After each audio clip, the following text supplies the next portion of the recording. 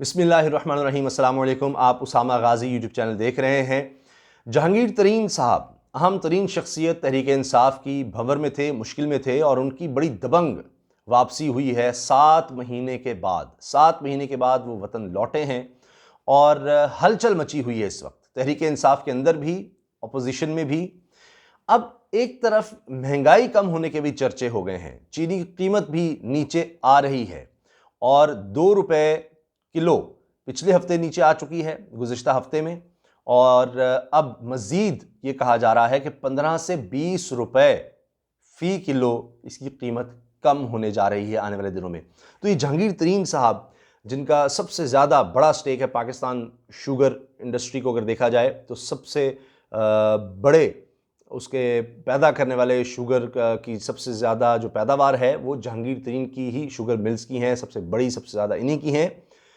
तो उनकी वापसी ऐसे वक्त में किस तरह हो रही है, इसका क्या ताल्लुक है कि चीनी की कीमत नीचे और जहांगीर तरीन की वापसी, इस बारे में हम बात करेंगे। और जहांगीर तरीन साहब का आना कितना मानी खेज है, होने क्या जा रहा है, ये जो हलचल मची हुई है इसकी क्या वजह है।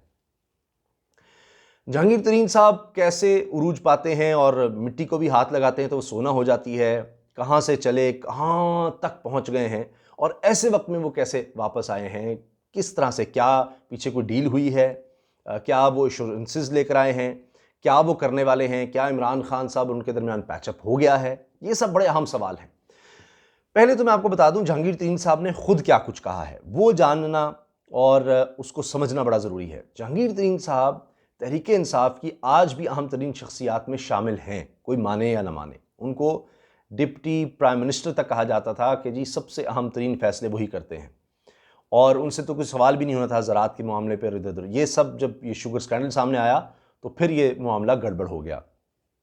अभी वापसी पर उन्होंने ये कहा है कि 10 नवंबर से क्रशिंग शुरू हो जाएगी, मेरी तमाम मिल्स क्रशिंग शुरू कर देंगी और कोई मैं अदालत में नहीं जा रहा, बाकी जा रहे हैं तो जाएं। अब सबसे बड़ा, सबसे पावरफुल जो शख्स है, सबसे पावरफुल मिल्स का मालिक है, वो आकर ये कह रहा है।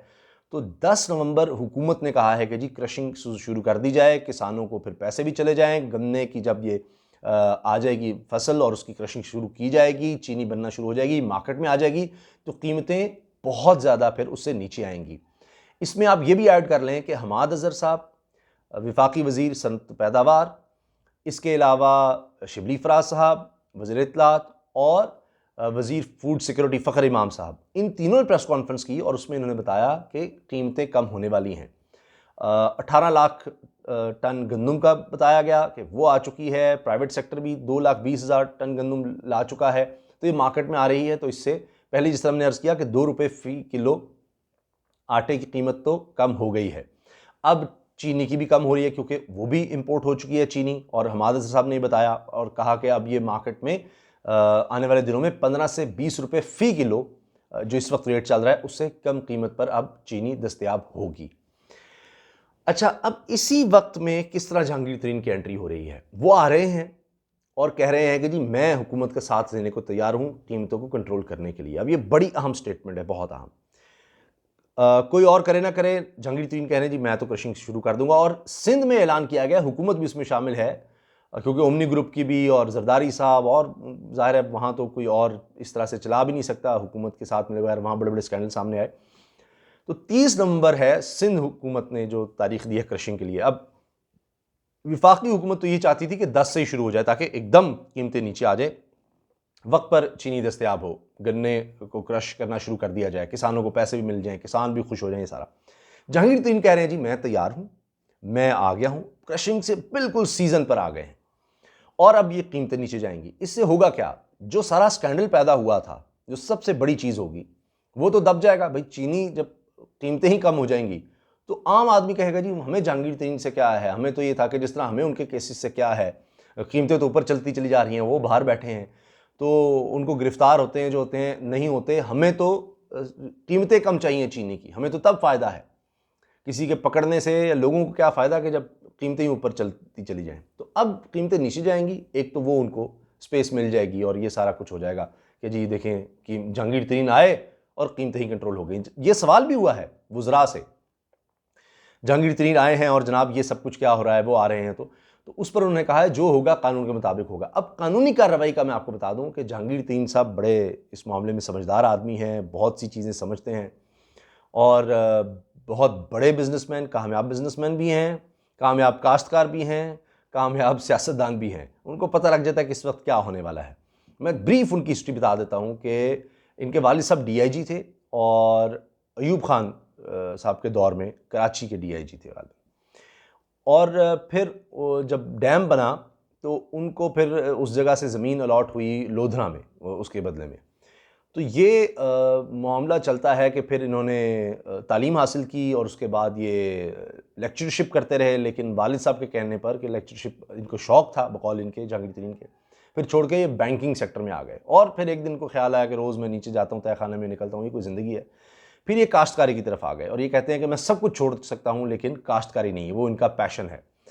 तो ये काश्तकारी में आए और फिर हज़ारों एकड़ ज़मीन, फिर हज़ार एकड़ ज़मीन ये ख़रीदते चले गए और ये कहते हैं कि जहाँ पर मेरी ज़मीन थी उसके इर्द-गिर्द बिल्कुल बंजर ज़मीन थी और वो फ़ौजी अफसरान को लौट होती थी, वो बिल्कुल बंजर थी, पानी था नहीं, वो फिर बेच देते थे, मैं ख़रीदता चला गया। और फिर अब कोई हिसाब ही नहीं है कितनी ज़मीन इन्होंने ख़रीदी, क्या क्या ख़रीदा, बहुत ज़्यादा आगे।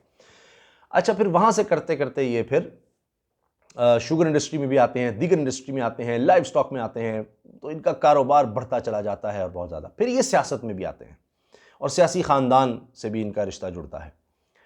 शहबाज शरीफ साहब के दौर जब वो वज़ीर आला थे पहले, तो उसमें ये ज़राअत के टास्क फोर्स को हेड करते हैं, वहाँ से भी बहुत ज़्यादा इनको फ़ायदे होते हैं। फिर ये इलेक्शंस में आ जाते हैं, फिर मुशर्रफ दौर में भी ये वज़ीर बनते हैं, वहाँ भी ये बहुत कुछ सीखते हैं। फिर ये अपना एक ग्रुप बनाते हैं और उसके बाद ये फिर 2011 में तहरीक इंसाफ में आ जाते हैं और सब वो जो ग्रुप बनाया वो भी हैरान हो जाता है कि एक अलग एक स्ट्रॉन्ग ग्रुप था सियासतदानों का, ये जहांगीर तरीन चले गए और फिर उन्होंने पीछे मुड़ के नहीं देखा। तो ये जहाँ पर उरूज जहाँ जाते हैं या जहाँ देखते हैं कि उरूज आने वाला है तो उधर चले जाते हैं, या वहाँ जाते हैं तो उरूज ले आते हैं, जो भी आप कह लें। फिर ये इमरान खान साहब के साथ रहे, फिर इमरान खान साहब के बारे में ख़ुद कहते हैं कि जी इलेक्टेबल्स फिर मैं लेकर आया, पहले तो सोच और थी।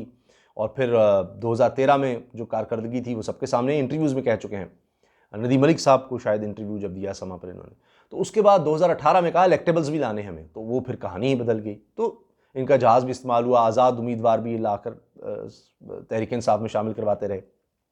फिर मामला यहाँ से ख़राब हुआ जब ये शुगर की कीमतें ऊपर गईं और इंक्वायरी में पता चला, इमरान खान साहब ने देखा कि सबसे ज़्यादा स्टेक इनके हैं जहांगीर तरीन के, और इनको बहुत ज़्यादा फ़ायदा हुआ, सबसे ज़्यादा फ़ायदा इनको हुआ। एक्सपोर्ट भी की गई, गलत बयानी भी करते रहे, पैसा भी बड़ा बनाया, सब्सिडी भी लेते रहे, अब पीछे भी लेते रहे, तो उसमें फिर मामला ख़राब हो गए।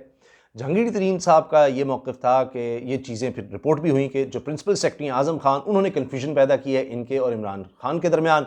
ये मौक़िफ़ देने ही नहीं दिया गया इमरान खान के सामने, और इमरान खान साहब को जो रिपोर्ट्स पहुँचती रहीं एजेंसीज़ के थ्रू, उस पर वो बहुत ज़्यादा परेशान हुए और वो ख़ुद कहते हैं कि जी सबसे ज़्यादा कुर्बानियाँ, सबसे ज़्यादा मेरे साथ चलने वाला जहांगीर तरीन था, लेकिन मैं क्या करता, क्या बाकी माजी हुकूमतों की तरह करता कि जी अब आप जहांगीर तरीन को छेड़े बाकी सबको करें, तो बाकी सबको शामिल करते हुए सबके खिलाफ ही कार्रवाई का कह दिया। तो अब ये चीज़ें तो माजी में थी, समझना बहुत ज़रूरी था। अब ये है कि जहांगीर तरीन साहब सब चीज़ें सोच कर, जो मैंने आपको बताया, कामयाब कारोबार भी चलाते हैं, सियासतदान भी हैं, उनको पूरी इन्फॉर्मेशन होती है, और वो हर चीज़ को देखते हुए, भांपते हुए, अपना केस स्ट्रॉन्ग करते हुए तब आए हैं। कानून अपना रास्ता लेगा, कानूनी तौर पर उन्होंने अपना केस पूरा ठीक करके मजबूत है, उनको पता है कि उनको कोई नहीं पकड़ सकेगा, कानूनी तौर पर कुछ नहीं होगा, और वो बिल्कुल अपने आप कानून के सामने पेश करेंगे, इसलिए वो आ गए हैं। और अब वो बयानिया भी ख़त्म हो जाएगा, और वो देखिए आते ही उन्होंने अटैक ऑपोजिशन पे ही किया है, वो अब भी तहरीक इंसाफ के साथ ही चलेंगे और अपने आप को क्लीन करवाएंगे, ये सारे प्रोसेस से गुजर के अपने आप को क्लीन करवाएंगे, और फिर आ जाएंगे दोबारा तहरीक इंसाफ के अंदर कि देखें तमाम केसेस का मैंने सामना किया, सब कुछ किया, और मैं बिल्कुल चला हूँ, मैंने साथ दिया है हुकूमत का कीमतें कम करने में, और अब जो कुछ मैं कर सकता था वो किया है। और बिल्कुल कोई हुकूमती साथ मैंने नहीं लिया, बल्कि हुकूमत तो इमरान खान साहब मेरे ख़िलाफ़ थे, उसके बावजूद मैं कानून के पूरे रास्ते से होते हुए सामने आया हूँ। और वो अब ये होगा कि जी जहांगीर तरीन तो आ गया, सारे रास्ते भी उसने कानून का भी सामना कर लिया, तो अब वो बयानिया जो था नून लीग का, जी जहांगीर तरीन भाग गया है, तो अब आए नवाज शरीफ भी फिर फेस करें, तो ये सारी कहानी अब होगी। तो ये बड़ी दिलचस्प चीज़ है कि ये इसको इत्तफाक महज नहीं कहा जा सकता। ये पूरी टाइमिंग है कि एक तरफ कीमतें कंट्रोल होने जा रही हैं, यानी कोई छोटी बात नहीं कि 15 से 20 रुपए फ़ी किलो चीनी कम होगी। अभी 2 रुपए का तो मैंने आपको बताया गुज़श्ता हफ्ते का फ़र्क पड़ा है। इसी तरह आटा और दीगर चीज़ों की कीमतों में भी उम्मीद है कि कमी होगी और जहांगीर तरीन की वापसी होती है। इसमें मैं एक चीज़ अर्ज़ करना चाह रहा हूँ कि ये सारा कुछ जो हुआ तो इमरान खान साहब ने अब किया क्या है? उन्होंने पूरा एक मैकेनिज़्म डिज़ाइन करने की कोशिश की है कि ये हर दफ़ा महंगाई और ये सब कुछ हो जाता है, ये कैसे कर लेते हैं, उसको समझा है और अब उस माफिया को ख़त्म करने के पीछे जा रहे हैं। बिल्कुल उस तरह जिस तरह वो तालीम का कहते हैं कि रिफ़ॉर्म्स लाने हैं, एक ऐसा मैकेनिज़्म बना देना है कि वो हर दफ़ा ये ना एक्सप्लॉयटेशन हो कि जी जब कभी चाहा महंगाई कर दी किसी कार्टेल ने, ये नहीं होना चाहिए। तो महंगाई अब सबके मुकम्मल तौर पर ख़त्म करने के लिए हमेशा के लिए वो एक मैकेनिज़्म बना रहे हैं। जिस तरह की तालीम अब सबके लिए एक जैसी करने की तरफ जा रहे हैं। सेहत का आप देख लीजिए, सेहत कार्ड का कि सबको एक जैसी सेहत की सहूलियात उस तरह से हों। तो चाहे तालीम, सेहत, अब घरों का कि गरीब आदमी के पास भी घर हो, तो ऐसा एक मैकेनिज़्म डिज़ाइन किया गया है। इसी तरह से एक मैकेनिज़्म बना रहे हैं कि ये महंगाई बार बार ना हो सके। तो ये उसी में से सारा कुछ होगा और उसी में ये जहांगीर तरीन साहब जो हैं वो सब चीज़ें समझते हैं और उसमें से वो क्लीन होकर वो आ जाएंगे, अपने आप को साफ़ कर लेंगे और फिर मामलात दोबारा तहरीक इंसाफ के साथ वो चला लेंगे। इजाज़त दीजिए। अल्लाह हाफ़िज़। पाकिस्तान ज़िंदाबाद।